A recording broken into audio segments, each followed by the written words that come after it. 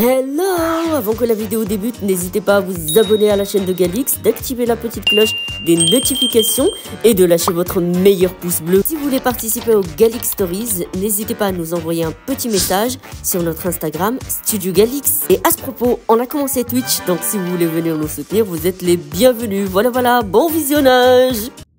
Philippe Van Dendal, 78 ans, architecte. Je suis né à Bruxelles, en Belgique. Pour pas être architecte, j'ai voulu devenir architecte. Il aurait voulu autre chose, mais il ne m'a jamais dit quoi. Qu'est-ce qu'on étudie quand on est dans l'académie d'architecture? D'abord, comment on dessine, pourquoi on dessine, et pour qui on dessine. C'est à mon école, j'étais voir ce qui passait, et il y avait quelqu'un qui demandait quelqu'un au Maroc, et je suis arrivé au Maroc. Service militaire obligatoire. C'est de là qu'est venue la passion pour les avions, parce que monter dans un avion, c'est quand même assez spécial. Surtout que c'est pas un avion de ligne, c'est un avion militaire. C'est un gros chantier, oui, de carrelage de palais. Oui. On a travaillé en 6 mois, palais saoudien à Agadir, 12 000 m² de carrelage et de marbrerie. C'est plusieurs lycées et collèges. Ouled Saïd, Sidi Hajjaj, Marrakech, Jemaya, Agadir, Layout, la province de Smara, des logements à Dakhla, à El Jadida, à Sidi Ismail. Dernier message, le plus longtemps possible avant ma mort.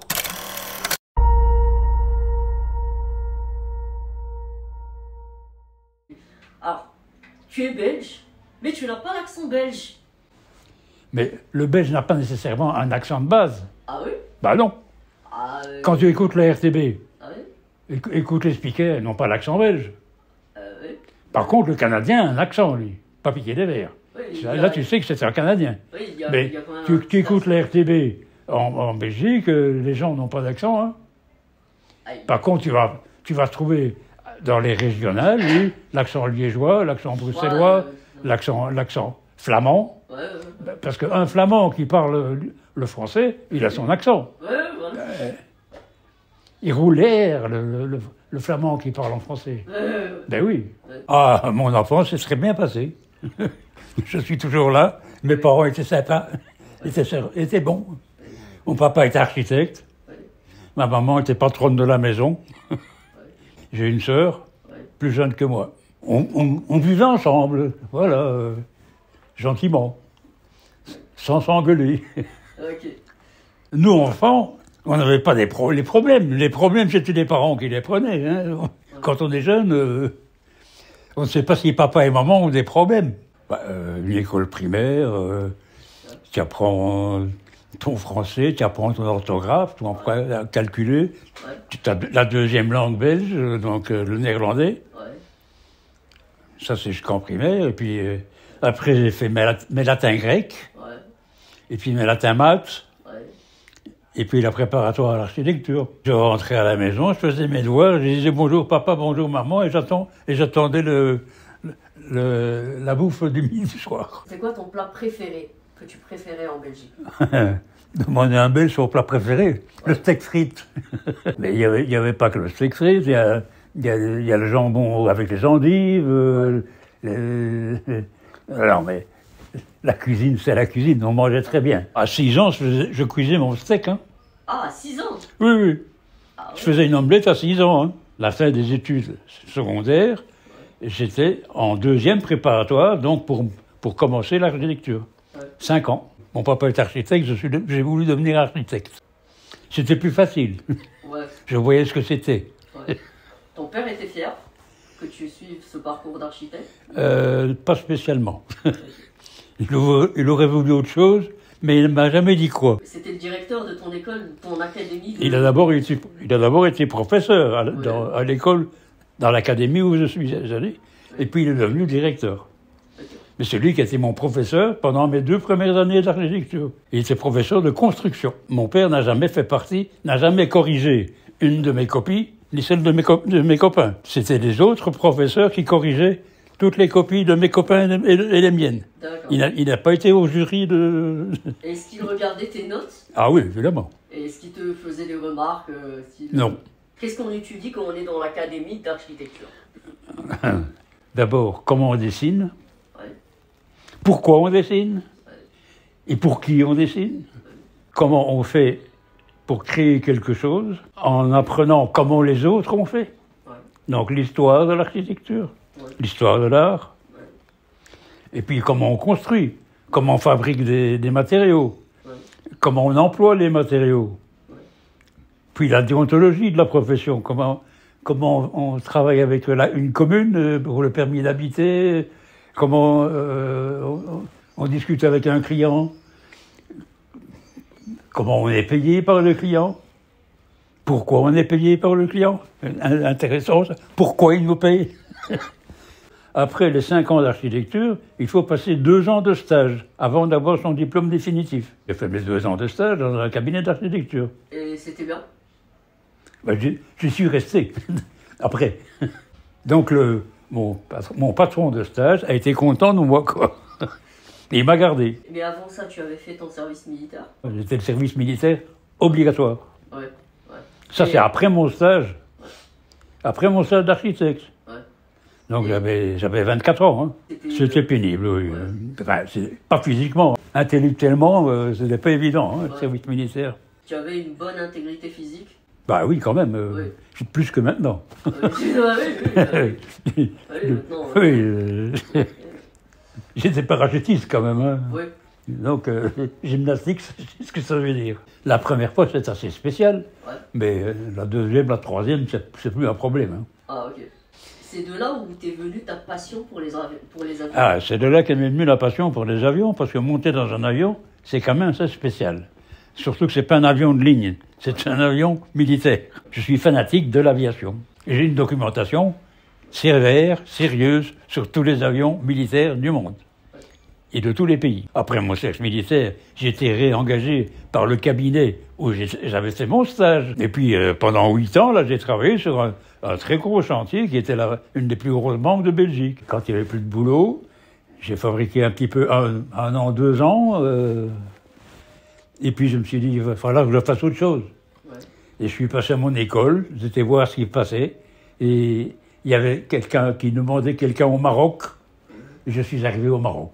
Parce que à l'école, j'avais 2 Marocains qui ont fait leurs études en même temps que moi, et un des 2 Marocains avait besoin d'un architecte dans son cabinet. Je suis arrivé chez lui, en 83. L'arrivée ici au Maroc, 45 ans. Mon premier chantier, c'était un hôtel, l'hôtel Basma à Casablanca. Ouais.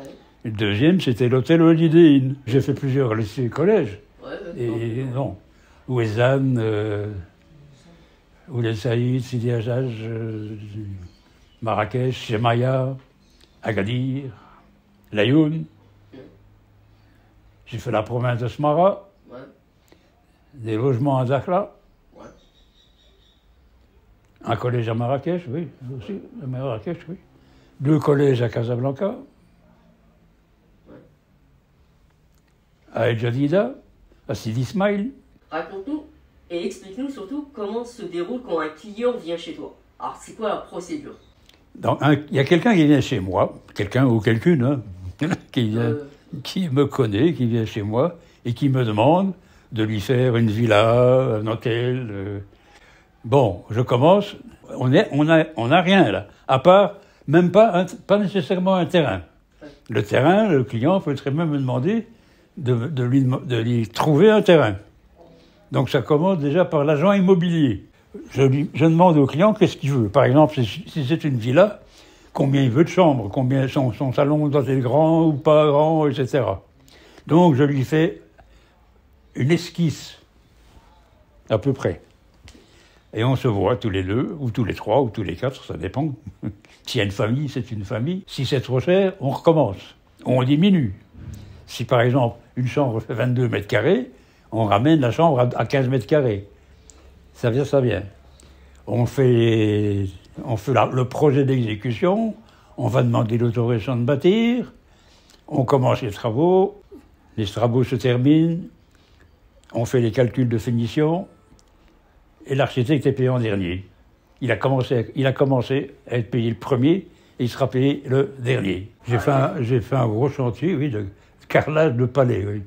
Là, on a travaillé en 6 mois, palais saoudien à Agadir, 12 000 mètres carrés de carrelage et de marbrerie. Mais là, j'étais en tant qu'assistant de l'entreprise de revêtement de sol. Là, j'étais payé à l'heure. C'était énorme à faire? Ah ben 12 000 mètres carrés, ça fait quand même sérieux. On était il y avait 800 personnes sur le chantier. Alors, il y avait 2 piscines, il y avait 2 saunas, il y avait 3 hammams, une vingtaine de chambres de luxe, la chambre du prince, sa salle de bain, la suite, le harem. Alors une villa complètement à part, où il est tout seul, des bureaux, l'héliport. Ah oui, l'héliport. Un architecte, c'est un homme qui est plutôt scientifique ou artiste? En principe, l'architecture est un des beaux-arts, comme la sculpture, la littérature, la poésie. Oui. Le cinéma étant le 7e art. Oui, oui. Les 6 beaux-arts. Donc, mais un architecte, moi, en tant qu'architecte, je peux employer dans mon architecture une sculpture. Une sculpture va rentrer dans mon architecture. La peinture aussi va rentrer dans mon architecture. Ouais. Mais je fais du graphisme aussi, je peux dessiner. Tu as travaillé dans plusieurs pays. Peux-tu nous les citer? Belgique, Maroc, Portugal. J'ai fait une villa. Oui, en Yougoslavie. L'ancienne Yougoslavie. En Serbie actuelle. À Nice. J'ai fait une petite mosquée. Et du coup, tu es resté définitivement au Maroc. Pourquoi tu... Parce que je me suis marié au Maroc. Ça fait maintenant 30 et des poussières. Et c'est quoi maintenant ton plat préféré au Maroc? Le couscous de ma femme. Maintenant, tu fais quoi? Je suis à la retraite et je dessine sur du papier. Il y a de l'abstrait, mais à la limite du concret. Ouais. Il y a 60 ans que je fais ce genre de truc. Et j'ai recommencé maintenant que je me tourne les pouces. Si tu avais une chance d'exposer ces tableaux... Oui, bien sûr. Tout est à vendre. Ah, ok, d'accord. Tout est montrable. Okay. Tout est exposable. Ouais. Des projets à 78 ans, à part continuer à dessiner, à part être avec mon épouse. Ouais. Les joies de la retraite, comme on dit. Les joies de la retraite. Exactement. En ayant arrêté de fumer. Tu étais un grand fumeur? Ah oui, oui. Ah ouais. 2 paquets par jour. La jeunesse peut se lancer dans l'architecture comme elle veut. Il y a toujours du boulot. Ouais. Mais ce n'est pas nécessairement du boulot. C'est aussi aimer son métier. Ouais. Il n'y a pas qu'avoir du boulot. Il faut aimer son boulot. Ouais. C'est ça le problème. Or, je crois qu'il y a beaucoup de gens qui n'aiment pas leur boulot. Ouais. Ouais. Moi, j'ai aimé mon boulot. Et j'aime toujours mon boulot. Mais mon dernier message sera le plus longtemps possible, avant ma mort, ça y est. Le plus longtemps possible avant ma mort.